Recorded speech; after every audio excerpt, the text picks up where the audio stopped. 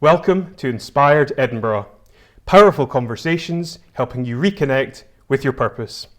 I'm Elliot Reeves and my guest today is Laura Kate Thompson. Laura Kate is founder of BLONDILOX Porridge, No Rules. Porridge has been a major part of your own personal health journey and you're stirring up the porridge game with your range now stocked in Hanover Healthfoods and Vries. You've worked as a journalist and blogger with a variety of print and online publications, including the Sunday Mail, Word is Cheap and Skiddle. You've worked as a presenter and music editor at Vries magazine, in addition to various roles at brands such as MTV, Kiss FM and Rival Music Group.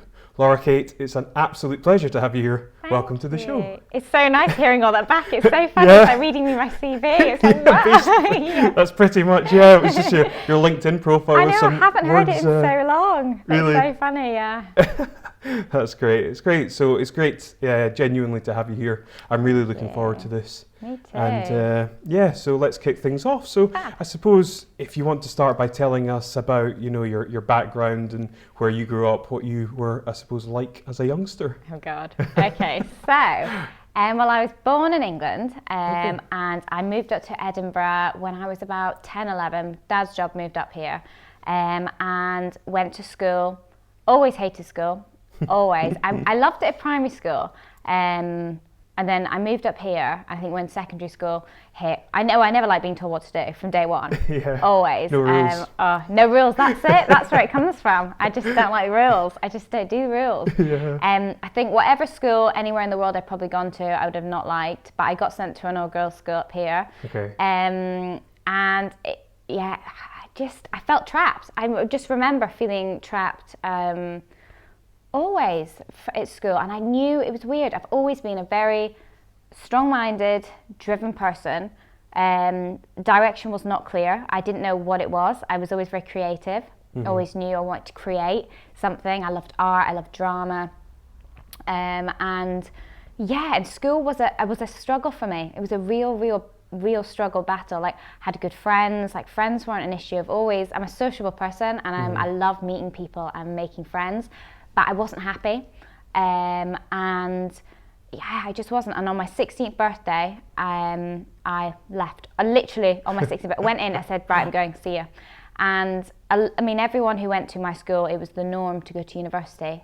And I always knew, because everyone's going, I do not want to go. Like, that's how I've always done things. Like, I've got a very rebellious spirit, and if someone tells me do something, I'll do the opposite. Yeah. I didn't know what I wanted to do then. I was very interested in drama, actually, and acting, presenting, journalism, that side of things. And I think I just like to express. I was looking for something to express myself, because thinking about it now, I would never want to be an actor or anything like that. It's just, it's so funny, but it was obviously something I could express myself within, so I was really interested in that. And then when I was 16, when I left school, I looked at something down south, and it was like a theatre drama course and presenting combined. And I thought, oh, that looks great. So I was, just before I was 17, moved down on my own outside of London and did that. Lived on my own. That was a big thing, thinking about it now. I think, God, I was like, 16 when I moved out and upped and left. And I did that for the year. I loved it. But I think I figured out I didn't want to do acting. But it was great for confidence. Like, everyone should do acting. Like, even if you're rubbish at it and like you don't like it, it's just such a ballsy thing to do. And I'm drawn to things that make me crap my pants, basically, to be honest with you. And it really helped me as a person. So I did that. And then after that, I knew I didn't want to do anything in drama, but I was interested in presenting and journalism. I like to communicate stuff, and I love music, I love entertainment. So I was like, right, I'll look into presenting. So I left the course after completing it for the year. And if I can, just ask you there, like, what are some of the things that you learnt from the course? What were some of the main things that, your takeaways? As in, like, personally? Yeah, or even just in terms of, you said it sort of helped with confidence, like, in what sense? I mean, I've always been quite confident. I've always had a confidence in me. And I've always believed in myself and like known that I could do whatever I wanted to do. And I think, to be fair, that also comes from my parents, who are very supportive. But my parents aren't, like, I've always been very driven. They're not driven. They're very lovely people who've shown me nothing, give me nothing but support. And I've always had this fire in me. And that fire has helped me. And I don't know where that comes from. Honestly, I've had it since I was a kid, this burning fire and belief in myself that I can just do it. And it's just something that I live by, and just hopefully, I feel like everyone should have that. I really do. But in terms of confidence, I suppose, it made me believe even more, right, I can live on my own, I can do this, I can do anything, I can stand up in front of a room of these random people and act, even though I might not be very good. It also allowed me to kind of tick off things in your head when you're growing up. Okay, I don't want to do that, I do want to do that. I like these kind of people, like I mixed with a lot of different people than I was at school with. And I've loved that. I love to meet new people and different kinds of people. And when I was in Edinburgh and when I went to school here, it was very much a similar type of people. And I think I felt, I'm quite a creative, I suppose, quirky individual, and I like quirky people and people who maybe think like me, and I wasn't surrounded by that, and it was frustrating. Yeah, that's really interesting. Yeah, sorry, I kind of derailed you. So yeah, I get so derailed. We were at the point that you were leaving the acting course. That was it. And then moving into your career, I guess. Oh yeah, you're asking me what I learned. So yeah, just I suppose being on my own, independent, and different people, and being around people that that made me think, oh wow, this isn't, I'm not abnormal. Because I think I felt really abnormal in school, thinking I want to do things differently. And that's what I really learned, that I was on this path which wasn't as abnormal as I thought, because it was abnormal leaving school at 16, and just what I did compared to what everyone else did for when I grew up, that was kind of abnormal, and that I felt misunderstood, I think. So I think I started to feel a bit more in my own kind of, get my own groove and feel like other people were on that bandwagon too. Yeah. And then what did I do? I applied for this radio presenting day course, which I won. It was a competition to basically go to a radio station, it was Kiss FM, for the day, and learn all about how radio presenters, the radio producers, basically how that works. And that for me was the start of my media journey. So I went there, I loved it. It fascinated me how all these different, the producers made these shows, how the show was aired, it was all music related. And I'm just such a music fan. I can't even tell you how much I love music. I know everyone does, but I just do. It's like my life. I just, oh, that sounds really cringe, doesn't it? Music is my life, but I just love it, honestly. Yeah. And we basically had loads of talks from different people within radio and the industry that day. And one of the talks was by a social media man who is one of my bestest friends now, and he's called Andrew Davis, and he basically ran a social media agency. And I remember he did this talk about how important social media was. And this was in, I think, I remember we were getting confused by years earlier. But this was the boom of social media and Twitter. So what was this like, I think about 6 years ago, maybe 5-6 years ago, when it was getting really hot, and how important it was for businesses, brands to use social media. And he spoke all about it, and what engaged me so much is he spoke and connected stories. Like he had worked for MySpace when it launched, and One Extra, and he connected social media to stories of entertainment, and just the way he told a story, I was like, wow, this guy is so interesting. I want to learn about social media, because I didn't know about it. And I thought he made me realize social media is key to everything, and that is my love of social media, and it's down to him. So he basically took this class, and all I remember was I was that girl at the back being like, excuse me, I want to ask questions, excuse me. And at the end of it, I said to him, loved your talk, can I have your details? Pestered him, pestered him. I was like, can I do anything for you? Because I basically Googled him after and found out he ran a social media company. So I was like, right, I want to intern, I want to help. I didn't know what the hell I was doing thinking about it, or why I wanted to pester him, but he really got me engaged, and I was very interested in that stage as well at presenting, and I knew he knew a lot of people because he worked with producers. So I just started to pester him an email and said, what can I do for you? Can I help you? And I did. I started basically, he was my mentor. He was my first mentor. And we worked on his business. I did the marketing and he taught me all about social media. He would basically go to businesses and brands like MTV, what was the other one? I'll have to get back to you on that because I can't think right now. But and he would go to do talks there and say, this is how you use social media for your brand.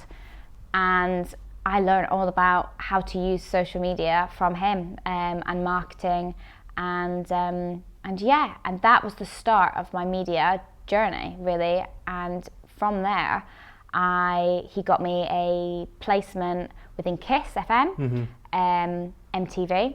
I have him to thank for so much, and started doing journalism from that as well. Just blagged my way in, pestered people, and I just was trying all sorts, and was doing presenting for magazines, interviewing like music people, and from that it led into music journalism, which made sense because my passion is so within music, and I really believe that if you're passionate about something, even if you don't have because obviously I don't have the academic skills, I'm not a journalist, I didn't go to university. It was my gob that got me this doing journalism. And I feel like if you're passionate, you can make yourself, that's where talent comes from, it's passion. Don't get me wrong, I understand you've got to, maybe have, some people are naturally gifted, for instance, at writing, but if there's no passion within that, it's rubbish. People can see, people are not fickle, they can see passion, and passion shines. And I really enjoyed that, and did my kind of whereabouts within the industry, doing loads of various bits and bobs, trying to create something, and it was very hard. I've always worked freelance, I guess, and from then I was very interested in, after the music journalism, in doing more within the music industry, like agency, management, booking agency, how that side of stuff worked fascinated me. So I started working, I'm trying to remember in order the things that I've done, like it's been so scattered. Has there been a reason for that? I think that's partly me, because I didn't have the direction. I went from so many various things. It was like we were talking about earlier, the shiny object syndrome. And I knew I loved media. I knew I loved doing things in the entertainment, music, presenting radio, TV. It all intertwines. Yes. And even with like social media and stuff, it was like a small pool, and I'd gotten a wee bit in there. So I was kind of trying to utilize everything. And because I was freelancing, I had to just be so open. And I'm a very open person, and I think that was a good thing. But I do think that made it harder because I wasn't just pursuing one thing, and I was trying to grab onto every single thing that I could do. And I was still trying to find out my passion within that, and what I was really good at, and what I wanted to do. And thinking about it now, I was like a little pit bull in headlights. And that's how one of my friends described me. I think Andrew said that to me. I think he was like, Laura, you're like a pit bull in headlights. You're just like, and I was figuring out, oh my God, maybe I should do this, and then create something from that. I always knew I wanted my own business, always. And to create something that was mine. I always wanted the freedom to do that, and I always knew I could, but I had no clue how, what, when, where. And I think that a lot, it was frustrating, as much as freelancing, I had the freedom to do it and had the support from my parents, which I'm so lucky and thankful for. It also caused me stress, well, I caused myself stress, trying to put pressure. I put so much pressure on myself thinking about it. You know, Laura, this has to be right. If you go down this route, you have to create something from that. And, you know, a lot of the times it didn't work. And there was a lot of times within working in journalism where, you know, there's a lot of people in music and journalism and in media who try and make these interns and everyone just work for peanuts, and also they're quite naughty and don't pay. You get I'm trying to think of the word, which is not the word that's in my head. You get messed about. Okay, like exploited, I guess. Exploited, that's a better word. I was thinking of a swear word. Exploited. And yeah, I had a lot of, I guess, knockbacks, and my skin from when I was young has had to become very thick. And a lot of people, what we all have to go through if you work freelance, messed about a hell of a lot and taken for granted. Not taken for granted, that's not the right word. I suppose lying, a lot of lying goes on, and flakiness. And I am a really unflaky person. Well, I like to think so, and because I really don't like that. I think I like honesty and lots of dishonesty, and that I did used to take that very badly, thinking about it, and things that would happen, things that wouldn't. I was writing for a magazine, and I remember one, and I wasn't being paid, but I kept going because I loved it so much. But thinking about it now, you know, I got taken for such a ride. I'm so angry that I let myself do that, but because I loved it so much, and I've always luckily loved what I've done. So you know, if I hadn't, I would be like, see ya. But that's caused me a lot of knockbacks, and I've had a lot of things like that, but I've always had this drive to just pick myself up. And I was talking to you about like burnouts as well. Within freelancing. Yes. And then I mean, I've done the office work as well. Within that, I went to a music agency and worked there for a bit. And whenever I used to go back to working in an office environment, I became so depressed. I felt trapped. I felt like my creativity was squished. Yeah. That's exactly what I felt like, honestly. And it's weird. And I did that, and then I would go back to freelancing. And freelancing was so hard to, you know, make money. But I loved it. But then when I was younger, I just put so much pressure that the pressure kind of overtook the happiness of what I was doing. Whereas now, as I'm getting older, I am quite someone who puts a lot of pressure on myself, but I'm trying not to and enjoy stuff a lot more. And I've always gone for it. And I remember I got an opportunity to go to Holland and work in music. I went to work at a music agency there.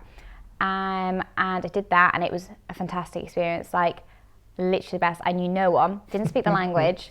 It was the most, like, it wasn't scary because I thrived off it. I thrive off doing things that I suppose other people are just like, oh my God, that's a bit like mad. But I loved it. I learned so much about, I suppose about myself. Well, no, actually, it just made me think, oh my God, I can do anything, go anywhere. I'm just going to do it. And I loved working in the music industry. It was pretty, it's pretty fickle and pretty hard. And there's a lot of people who aren't the most loveliest of people. And I found that difficult because I like being around people who are honest and nice, and there's not a lot of honesty within music. But I love music, and these poor artists as well. Some of them get taken for a ride. Oh my God, honestly. And I always knew, you know, when working in it, I wouldn't do that. I wanted to be a straight up kind of person, and a lot of the time you couldn't be. It's weird. It was like, you couldn't be within that. And, you know, it was just a very hard place to be and to make money in music. And I think my dream at one point, I would have loved to have like ran a label or a management thing. I was managing an artist as well at the time. I'm reminding myself of what I'm doing, like what I've done now as we're talking. I'm thinking, oh my God, there's another thing. And yeah, I was managing an artist, and I was working at a management agency.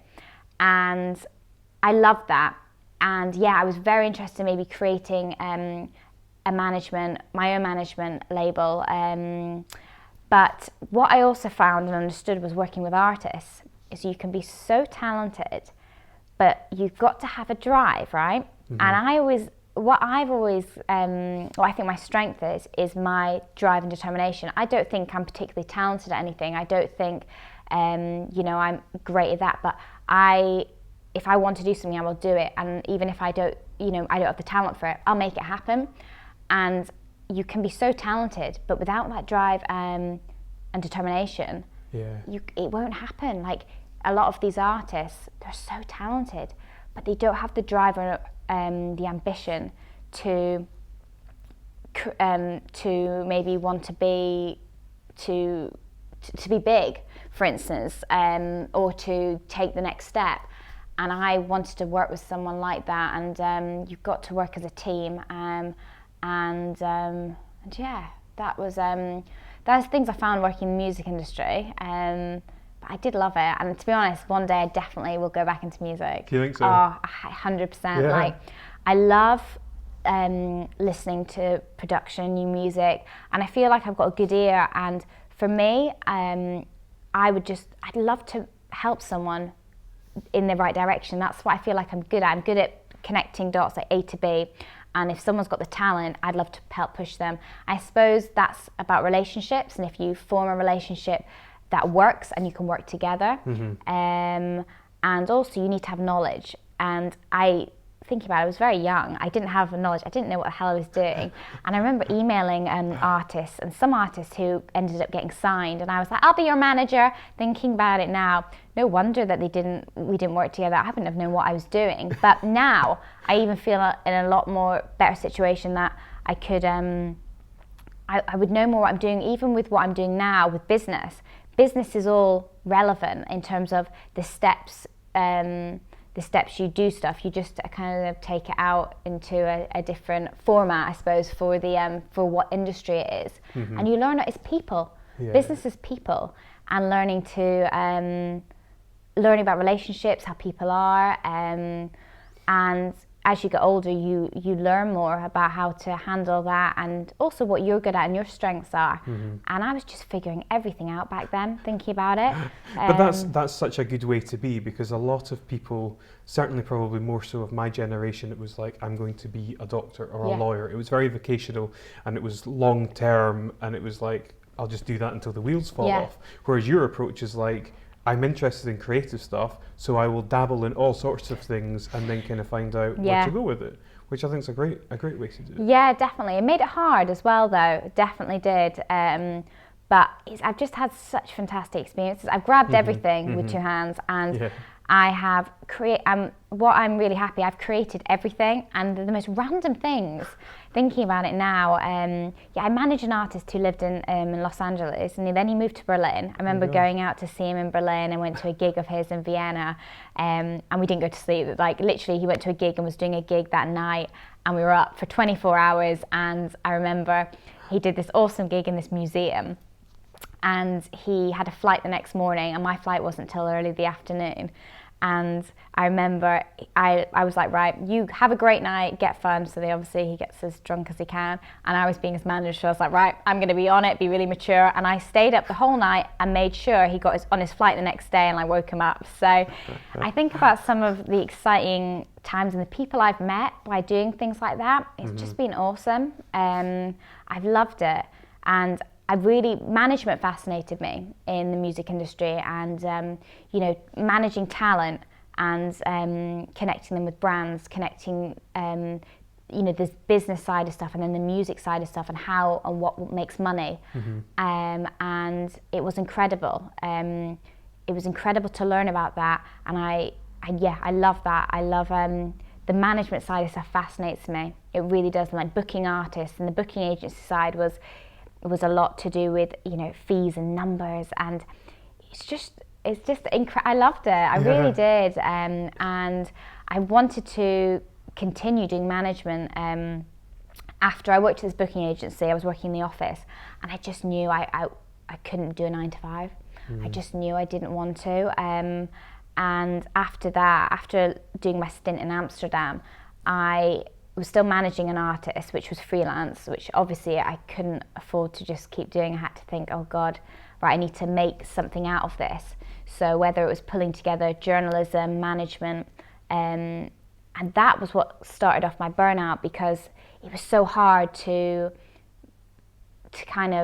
build, and building stuff takes years, and I had putting so much pressure on myself.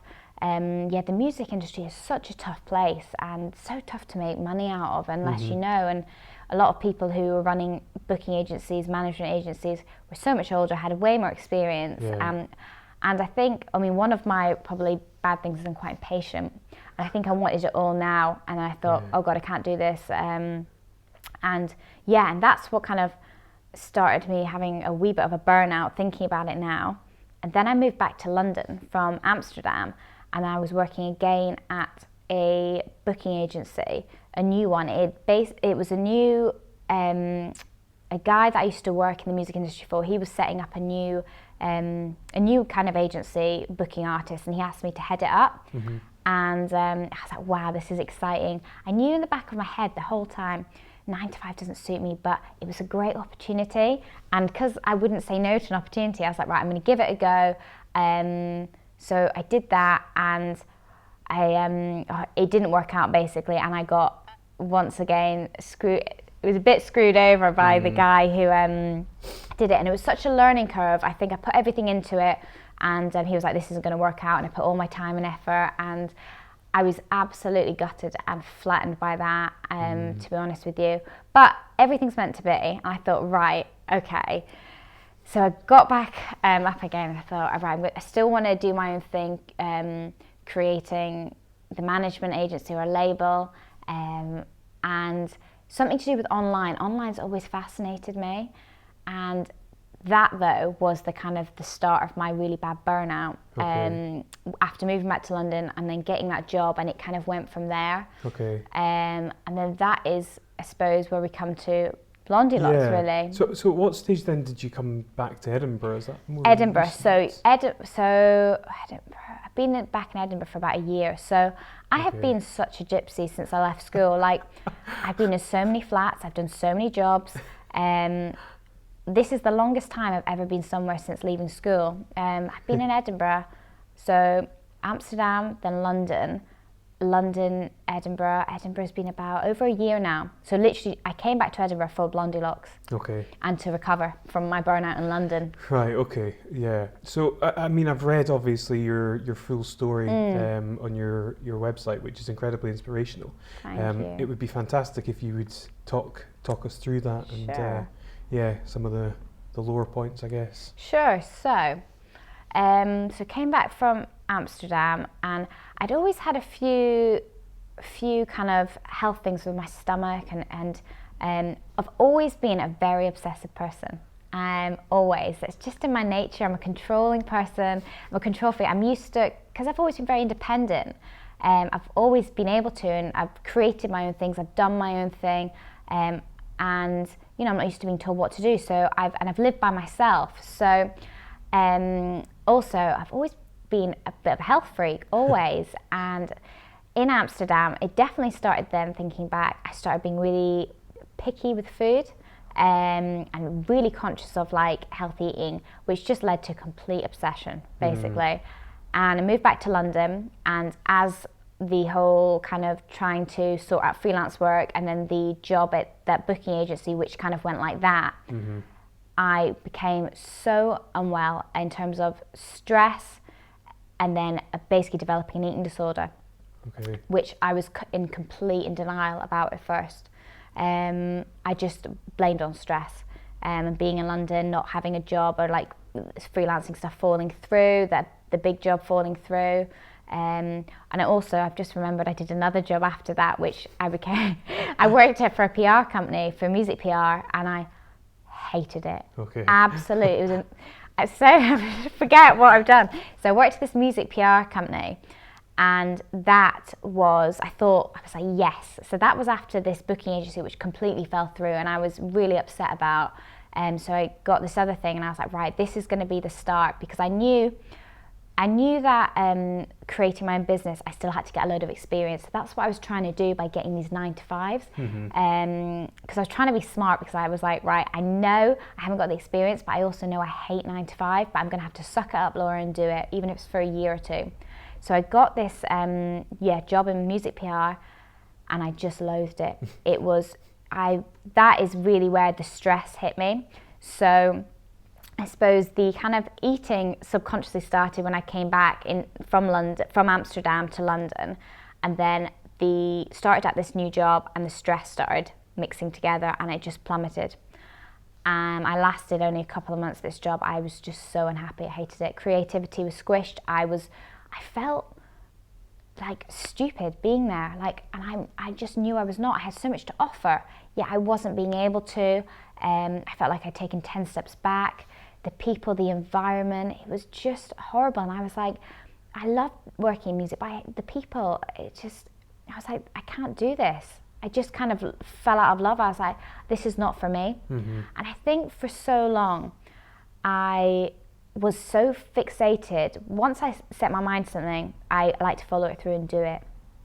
And I think I was like, right, I'm going to do something within music. And I think I was so obsessed with that, that I thought, you know what, maybe this isn't right. And sometimes someone told me you have to let go of sometimes things you thought you were going to do in order to be open to something else, or it's just not meant. And I just kind of fell out of love with it. And I just didn't want to be involved in it. It was such a I was like, this is horrible. This is not a nice industry to be involved in. And I remember going home for Christmas. So that was between like a summer period. That was like August to December. So that job stress started happening, went home for Christmas. And I remember just my family being like, you are just not well. And I was like, yeah, I'm really stressed, with work. And I knew in the new year, I was like, I'm gonna have to pick myself up again and start freelancing. And I was terrified. Mix that with just not being physically and mentally well. So I went back to London in the January, still complete in denial about my eating. I'd lost a lot of weight. I just had probably anything that people do when they're very stressed. I mean, I wasn't sleeping, eating. It was pretty miserable, but I was running off like this like anxiety adrenaline, because I was like, I'm gonna have to pick myself up, and that's what I've always done. And I just was trying to push myself. I was like, I need to figure out what I'm gonna do, because working has always driven me. That's been my purpose always. And I don't know me without wanting to achieve something. So I came back in the January down to London, and basically by the March I was so unwell. I had to go home, and I just wasn't physically able to kind of like looking for freelancing stuff. I was a walking zombie. I was just physically skinny. I mean, but that's not the worst thing. It was just, I was like a zombie. I wasn't sleeping. I just was feeling, I was drained. I was physically drained. I was completely controlled by my obsession with my eating issue. Yeah. So socially, it completely took over me. So what was your eating like? Controlled, and lack of, to be honest. I literally was just controlling, because I was so unhappy, I suppose, trying to figure out work and life. I was like, I can control that, and that's where it happened. It was a control thing with me completely, and eliminating stuff, and it was like, oh right, I'm doing that right, and I can control this because I can't control the other aspect of my life. And it just overrode everything. I was thinking about it. I wouldn't, I couldn't see friends because, oh God, I might have to go out for dinner. Oh, really? Yeah, it did. And it was just, I was numb though. It was bizarre. I just wasn't me, because I think if you've got any kind of illness, you lose yourself to it. And that was the hardest thing for me, because I'm someone who's not serious at all. Like, I love to have fun. I love life so much. But I lost myself. I lost like my zest for life. And that was so upsetting. And so, I was just I was just completely physically, emotionally burnt, like in every possible way. And I just remember, I think it was March time. So I was still completely in denial, trying to figure out freelancing. And I even remember like family were saying to me, you know, you've got an issue with your food. And I was just like, nope, fine. Kept on going. Then I went away. I was in America actually, for just a holiday. And I remember that's when it hit me. That I was unwell. I was in a food store in America, and I walked about in this food store for honestly about an hour and a half, because I was so obsessed with what it was that I was gonna eat and I was trying to figure out. I was like, what do I want? What am I going to allow myself? And I remember walking about. Literally, I must have looked like a madman. And I walked outside the shop, and I remember that the next day I went to Washington. I just got the train up on my own and decided to go on my own to do a trip. And I remember emailing my parents and just said, you know, I'm here, I'm okay, I need this time to myself, because I know that I'm at a low point. Mm-hmm. And when I got back, I think I said to my mum, I know I've got an issue, I know I've got something wrong with me. And yeah, my family are so supportive. So I moved back home, decided to come back home. Actually, I didn't move back home then, I just had to come back to recover, because I couldn't function. I just couldn't. And my mum was my literal savior. Like, if it wasn't for how loving and good my family were, I would have probably ended up in hospital. Mm-hmm. Or ended up, like, I had to go to the doctors and all that kind of stuff. But for me, I mean, everyone has different recovery methods and the ways that they go about it and what works for them. Mm-hmm. I know for me, going to see someone and being told to do this, this and this won't work for me, because I don't like being told what to do, which is a real issue. And also, it's weird, like, I think I knew and I wanted to get better, mm-hmm. whereas some people have a problem with maybe not wanting to get better, and I always did, because I wanted to get back to being me, and I was always driven by I wanted to do well and work, and I could only do that once I was better, because I was drained and I couldn't work, I couldn't do anything, and that was so debilitating and upsetting for me.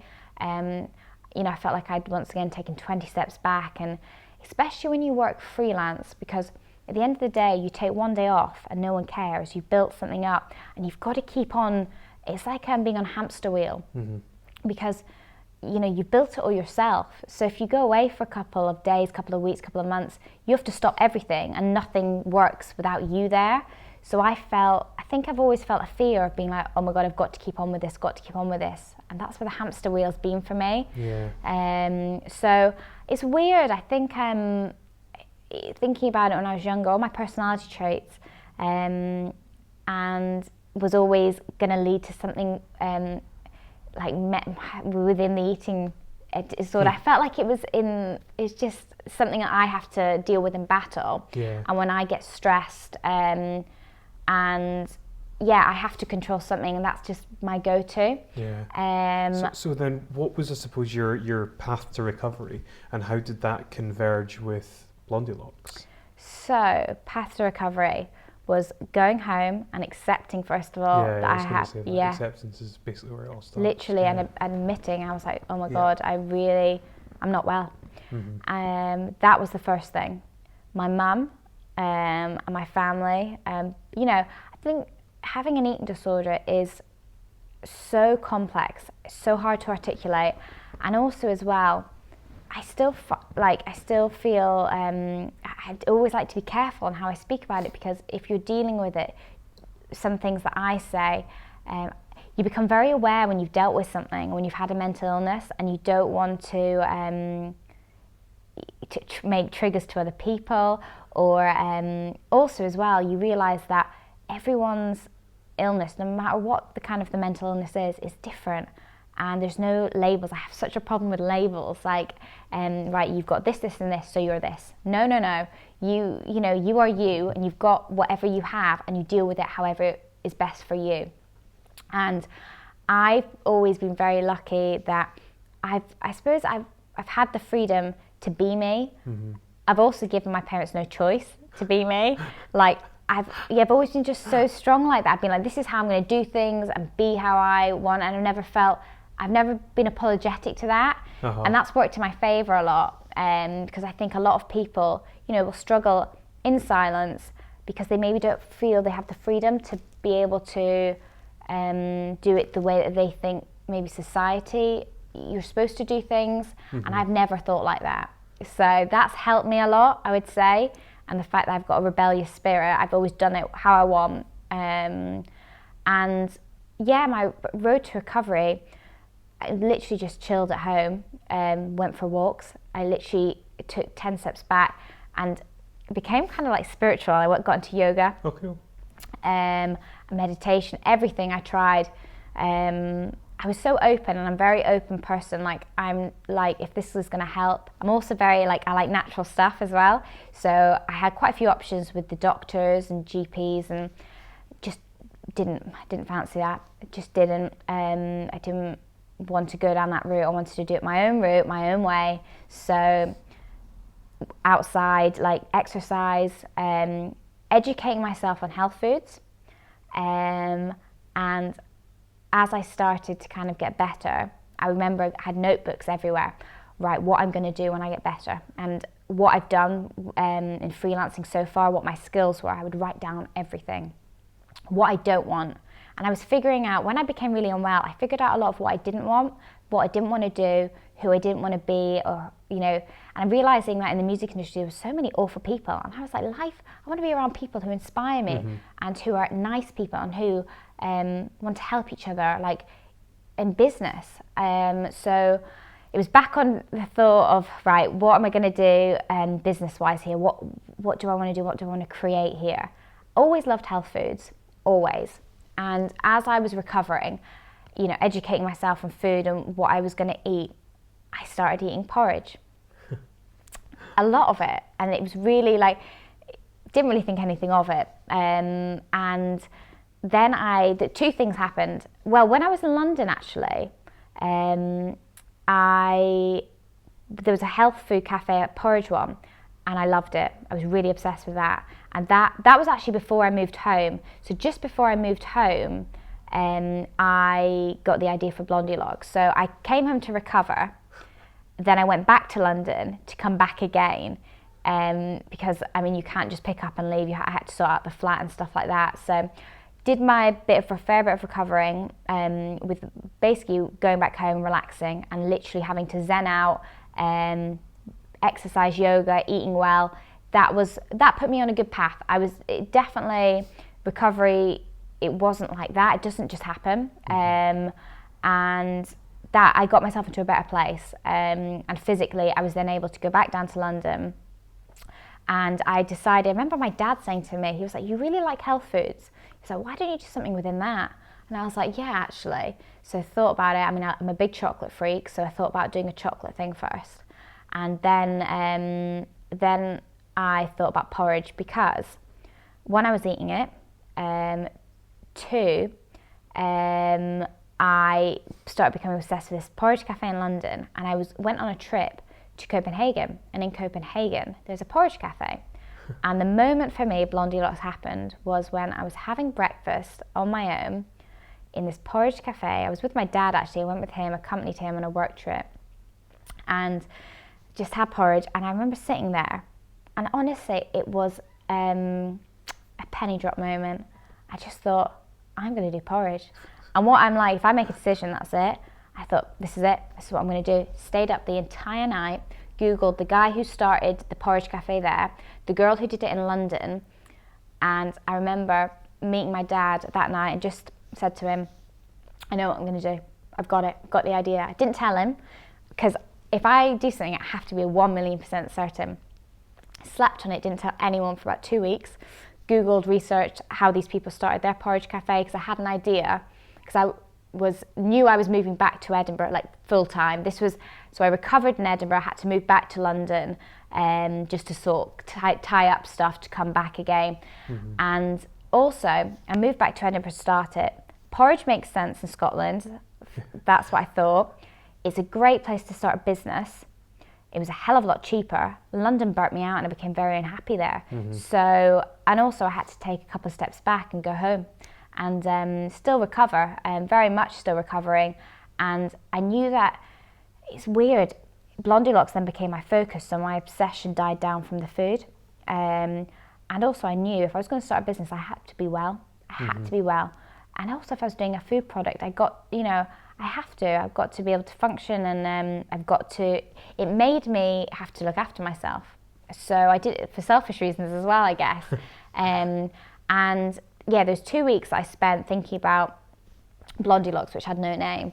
I remember the day I thought the name, and I went through these names. Yeah, the name. And it came to me, and I remember just texting my dad. It was really natural. I remember just thinking, right, what can I call it? BLONDILOX. I was like, BLONDILOX, text my dad, and my dad went, yes. And yeah, and it just, that was the moment, and it kind of started from that. And then I moved home to set it up. Yeah. And that was about before last Christmas. So 2015, just before that Christmas time. Yeah. So this is something that's always kind of fascinated me, because I don't really understand the mechanics, but what's the sort of process, the manufacturing process? How did you go about developing relationships with people that make it and all that? You know, I had not a clue. Yeah. I mean, not a clue. And the one thing that all I know is that I just have balls to ask people, and that's how I've gotten anywhere. Like, you just got to ask. I had no clue. And thinking about it now, I remember thinking, I know a lot more than I knew, and I didn't know how to get to that point. So I was thinking at first I was going to do an actual shop or a pop-up, but I started kind of backwards. I started by building a brand and a social media presence, and I'm still recovering at this point very much. So I took things slow, and for me, it's probably the best thing I've ever done, because I've always gone at things at 100 million miles an hour, which has burnt me out. And also, it doesn't work. Yeah. It just doesn't work. And for me, having to go slow with BLONDILOX, building the brand, then forming a product, it's allowing me to go like that. And it's hard work and it is slow, but it just feels right to do it like that and better. And for me, I kind of built the brand and wanted to see what could work and what maybe people would want, and the product formed from that. And also I figured I've always wanted to have something online. I've always been very social media, online based and driven, that I thought, you know what, I don't think I'm gonna take on a place, a cafe, overheads. I thought about all the costing and everything like that. I thought it's a lot less risk to do it online. And I thought in terms of my marketing, I would do like pop-up events, which is how I'm trying to do it.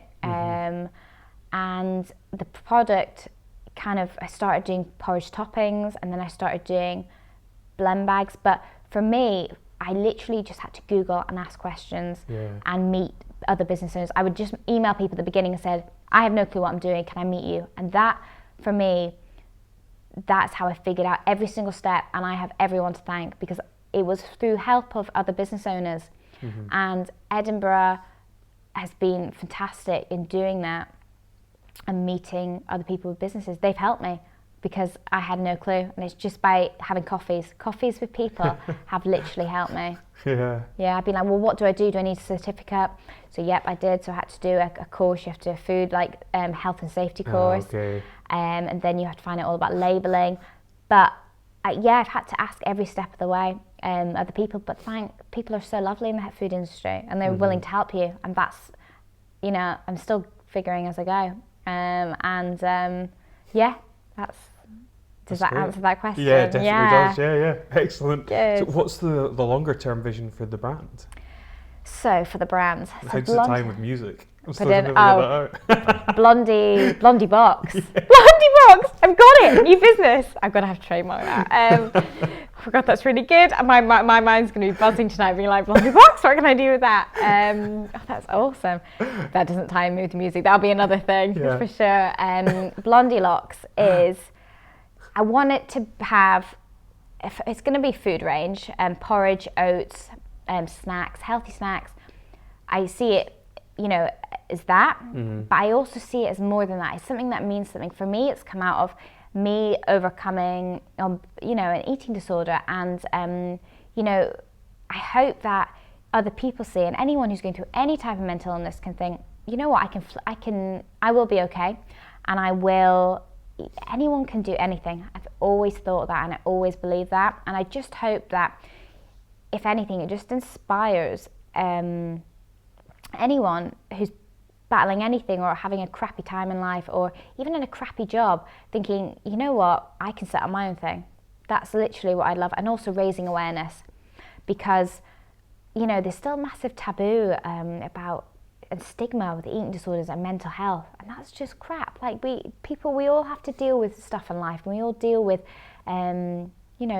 crappy things, and by talking about it and making it part of like society to help and empower, and using it in a positive way.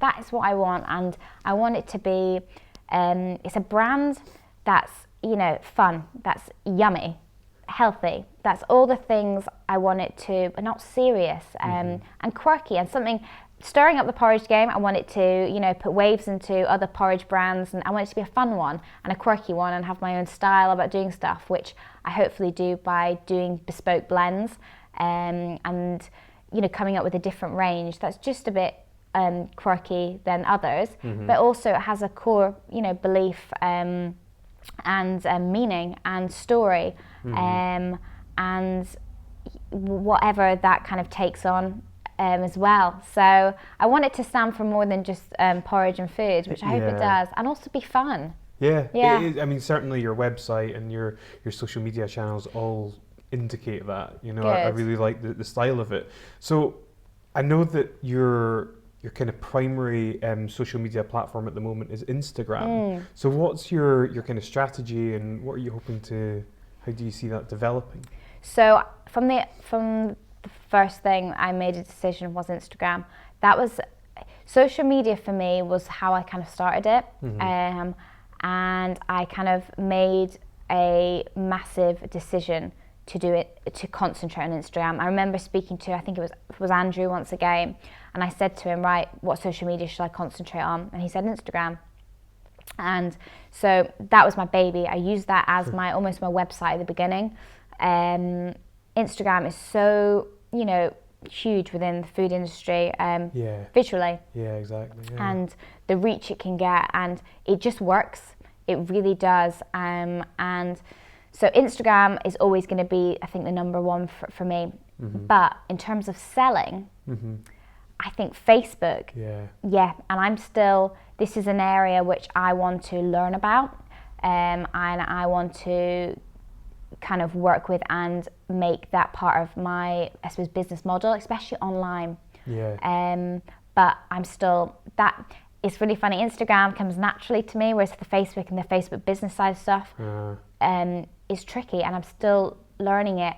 And but it's an area for me that I definitely want to gravitate towards, and part of my plan this year for sure, because I'm even noticing, I mean, until you're out there on all platforms, you don't notice who's coming to what. And now, using analytics.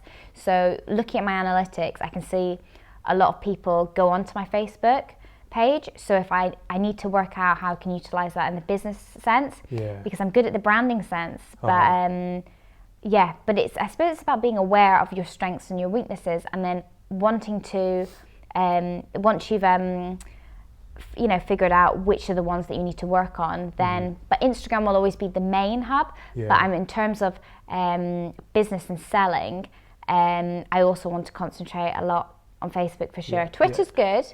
It's not as big as it used to be, but but I try and get involved in all. I do, but social media is very time consuming. But I do love it. It's but also as well, the ironic thing is that you can create a great perception and great brand, but behind the scenes, there's so much more to do as well. It's like you have to once you've got going, you can then sit back, which I'm still at such early stages, and think, right, I need to concentrate on this sector, this bit. So Instagram moving forward will always be very important, but Facebook is something of very big interest to me, and I want to learn, and that's one of my goals this year for sure. Gavin Bell's your man. I was going to say, Gavin, he's got to help me. Excellent. So it was good speaking to you earlier off camera. We covered quite a few things in quite a short time, actually. And one of the things that I've mentioned to you is the millennial generation, and certainly the sort of perception of millennials perhaps from older generations and you know, employers as well, understanding what makes them tick and really all that stuff. It's Simon Sinek did a really interesting viral video. It went berserk, talking about it. And one of the things he basically opens by saying people think millennials are entitled. What do you think? I think I can't even say it. I think millennials. I think we're misunderstood. Okay. I think we're fabulous. Well, not all of us. I mean, I think we have so. Listen, we are in. I try and think of most things because I'm quite an opportunist. I see something and I'll go for it. There's so many things out there, right? And it's like the thing of, I just go back to the pit bull being in loads of. Yes. There's so much opportunity, and you can go for it and get so distracted, and also the direction. I suppose the old school was there was certain paths and certain ways, and you followed them, and it was much more conformist. Whereas we live in a time now where, I mean, not everyone, as we were saying off camera, there's only certain types of people, I suppose, with I can't even speak, entrepreneurial spirits like ourselves that want to create something, and people are, you know, most people I wouldn't say are like, a lot of people to this day and age, even millennials, are still conformists, and they, you know, they'll go to university, they'll do, you know, the job that they want to do, and they'll just take one route. But people who have the entrepreneurial spirit, which there's so many opportunities that sometimes it's so hard to kind of to follow a path, and we don't want to be kept. We want the freedom. So maybe to the older generation that comes across as flaky. But I don't know. Where do you think the desire for freedom comes from? By maybe the old schoolness of being suffocated, or anyone who's an entrepreneurial spirit doesn't like to be do the norm. I can only speak for myself. Like, I don't know. It's creating and what makes you tick. And I mean, I think anyone who the millennials, they want that freedom to create their own path, and we're given. There's so many things you can do in life now, and opportunity, and you can get very lost in that. And you've got to be very strong-willed, and you know, not all of us are lucky enough to have the support to go down the right path, and that's where it can go wrong. And maybe the old school people can see that is not reliable, not I don't really know how they think that we are, but I love this day and age. I mean, you know, people, I love it. I think it's so exciting. I mean, don't get me wrong, social media is the biggest blessing, the biggest curse. It's like, but I think you just gotta go grab things and go with it. Interesting.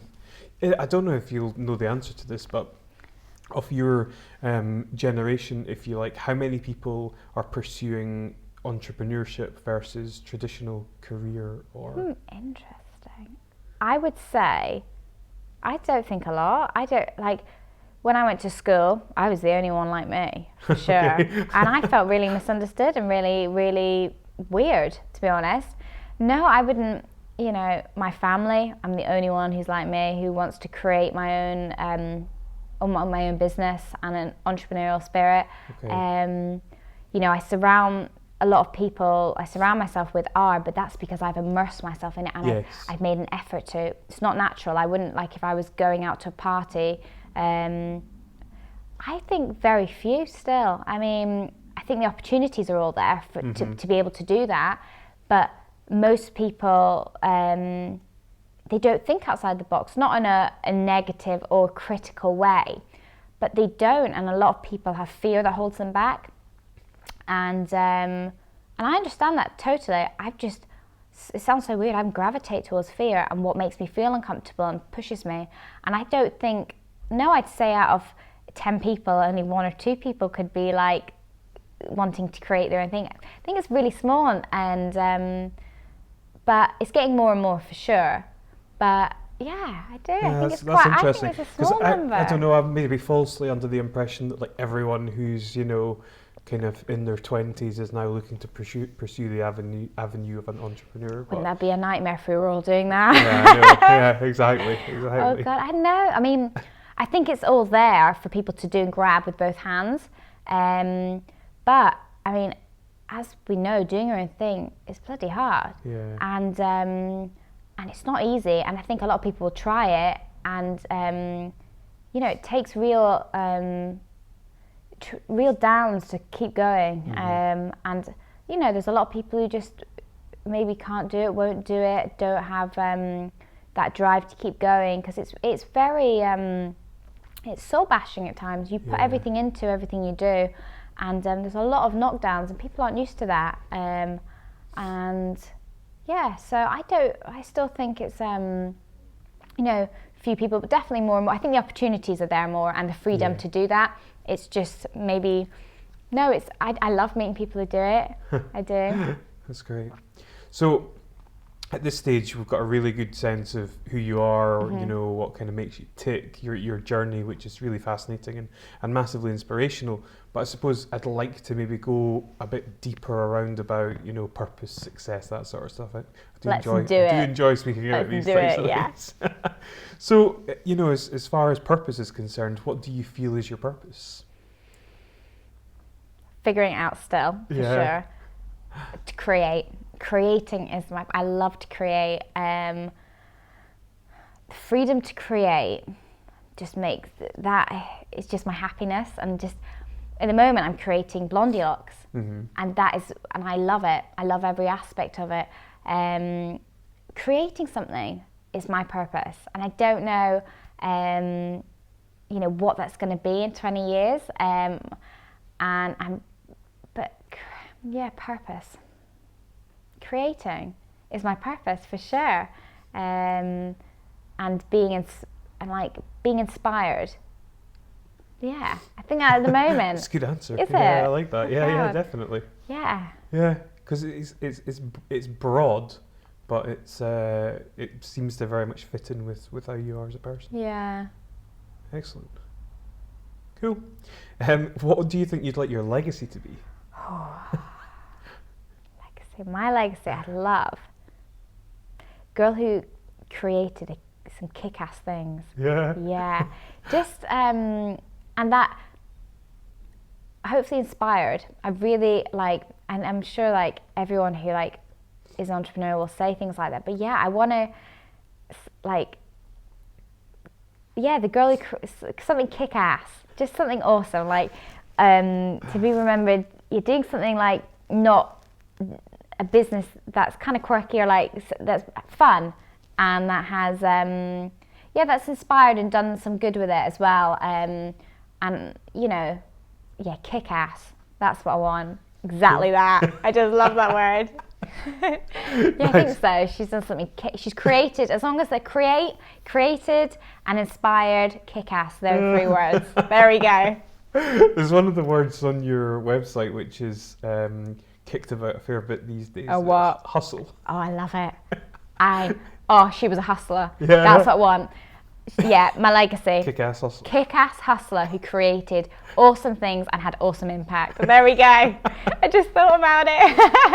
I love the word hustle. But it's my favourite word. What is it about it? I love it. I don't know what it is. It's a sexy word, hustle. Because you do, if you run your own thing, if you have your own business, if you want to create anything or do anything else, you've got to hustle, because no one cares at all like who you are, what you do. You've got to make it happen, do it, hustle. And just hustle, it's just a word that it brings everything together. I don't know, even the sound of it it's not like fluffy, it's like hard hitting. So you've got to, it's like drive. It has drive within it and ambition, the word. And I love it. I love words. I really love words, but hustle. You love a lot of things. I do. I'm quite a passionate person. I can see that. Yeah, I am. Oh God. How do you define success? By being happy, which I'm sure, by being happy, and for me, freedom to create makes me happy. Travel, that's success to me. Having success for me is a lifestyle I want, which is having freedom to create. Doing something you're happy and passionate about. That is what success is. It's not money. I know you need money, obviously, but no, it's happiness, and that for me comes from freedom and allowing me to do me, be me, which I want everyone to. I'm such a hippie like that, like, just do you, be me.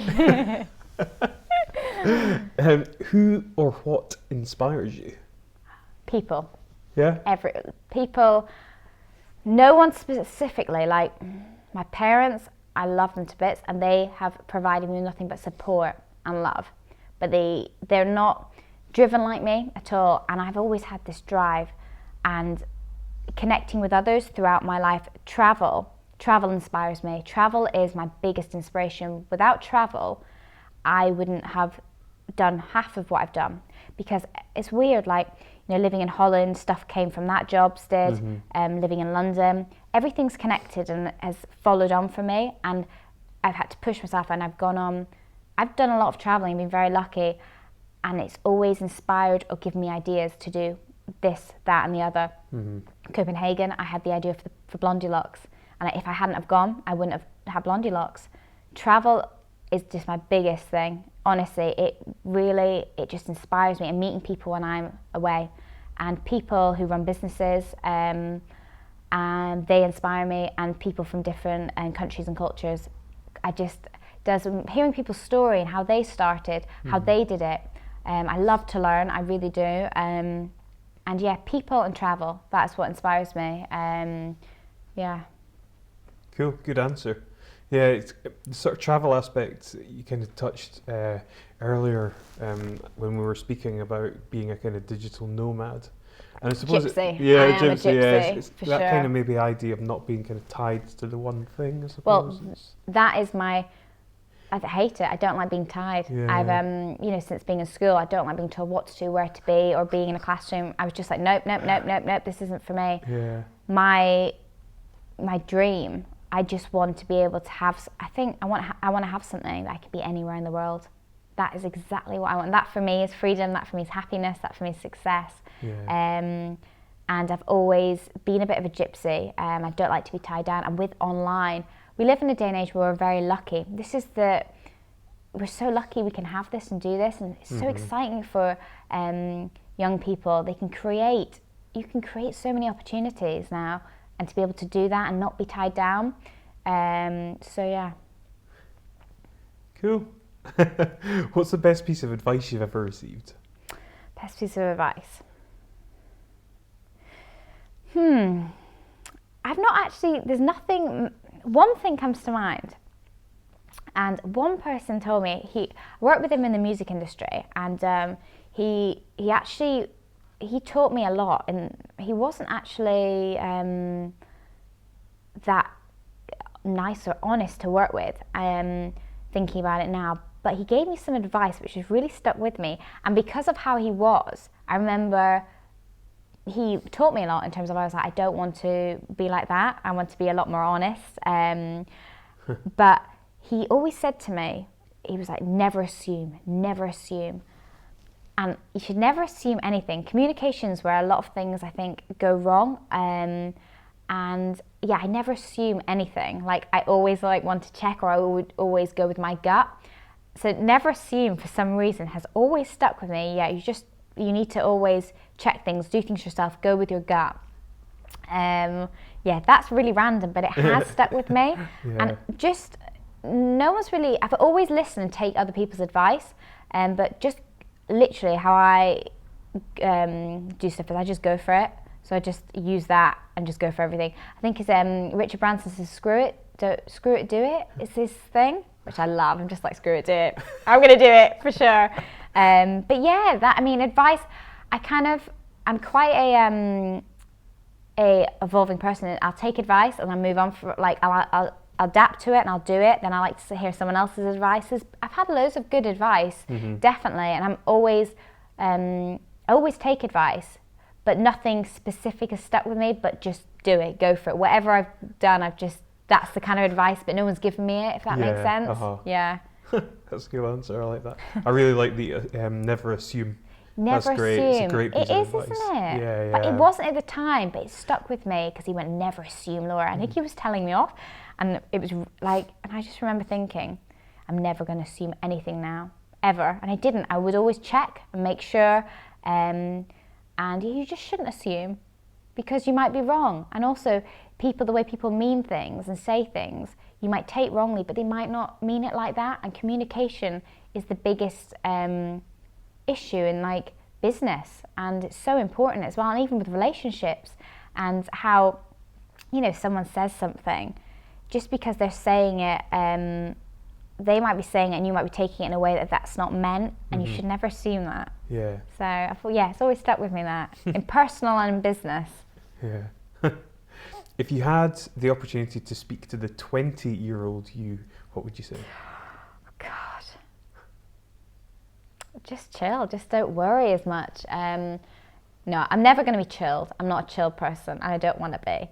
I would say pressure. I wish I didn't put so much pressure on myself, because that caused me to become unwell. And the number one thing is your health in life, and that is something I've learned. I wish I hadn't caused myself to be so stressed, to be honest with you. But that was just out of drive and passion, which I'm thankful for. It's weird. I just wish I looked after myself a bit more, mentally and physically, because that is key. Your health is everything, and I learned that when I became really unwell. And don't get me wrong, I still push myself, and I'm still all my pressure comes from me. My family have never put pressure on me. I don't have any pressure. Like, if I was to stop everything tomorrow, no one would care, but I do. Yeah. But I think I'm getting better at managing my health and becoming more aware of it. I'd probably say look after myself. Don't put so much pressure. But looking back, I just went for it, and I'm so pleased I did, because I've created. So 20-year-old me was nuts. Bit more. No, I'm still nuts, but 20-year-old me, I would just be like, thumbs up, but chill out because you're going to burn out. But that's probably what I'd say. Yeah. Or maybe be a little bit more patient, and that it will that things happen for reasons, and things will come together and fall into place. And from crappy things come good things, because I'll make it happen. I would have told myself that. Yeah, definitely. And you're capable of anything. I would have said that to myself, because I was like, I need to do this, but I tried so hard, where stuff comes naturally when you're more relaxed, I think. Yes, so totally. So many things I would have told. Yeah. But at the end of the day, I also think, God, you had some balls. I think about some of the stuff I did, and I'm like, Jesus. Wow. So yeah. If you could change anything in the world, what would it be and why? I'm going to give a really maybe hippie answer here. Okay. I would literally get rid of any homophobia, racism, anything that makes people, judges people, and makes. I want to live in a world where you can be you, and it doesn't matter who you are, what colour your skin is, who you love, and you'll be able to create and be free. I am such a hippie answer, but I don't want to live in a world that's so backward like that.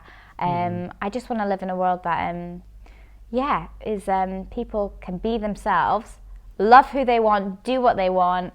I know that if we all did what we want, I understand that, but that's what I would change. I don't like living in a world that judges, and that side of things, and I would get rid of any rules and laws against like marriage be free everywhere in the world. Yeah, I really hope that in my lifetime, I'm all for that. Yeah. So that's what I would really change. And I think would make the world a lot better place if we just accepted. Mm-hmm. Yeah. Totally agree. Mm. Great. Yeah, no, it's been an excellent interview. I really, really Fab. enjoyed it. Your energy and your passion just like comes across so strong, which Thank is great.